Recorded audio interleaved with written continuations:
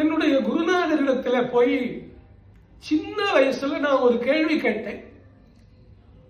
என்னுடைய தாத்தா தான், தாத்தா குருவே ஒரு ஸ்லோகம் ஒன்னே ஒன்று சொல்லிக் கொடுங்க,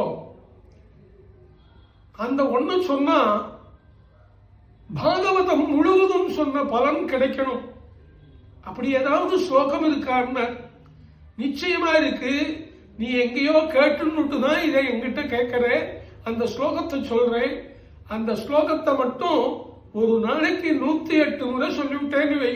நீ பாட்டி சொல்லிட்டு மனசுல சொல்லிட்டே நின்றாலும் இருந்தாலும் கிடந்தாலும் நடந்தாலும் என்ன கைங்கரியம் பண்ணிட்டு இருந்தாலும் உன் மனசுல வாயால சொன்னா புண்ணியம் பூஜை நேரத்துல, மற்ற நேரத்துல மனசால சொல்லிட்டே. ஸ்ரீமத் பாகவத காயத்ரின்னு பேரு அந்த ஸ்லோகத்துக்கு. ஸ்லோகத்தை கேட்கறியா? நம பங்கஜநாபாய நம பங்கஜமாலினே நம பங்கஜநேத்ராய நமஸ்தே பங்கஜாங்கிரயே. இதுதான் ஸ்லோகம், ரெண்டே வரி.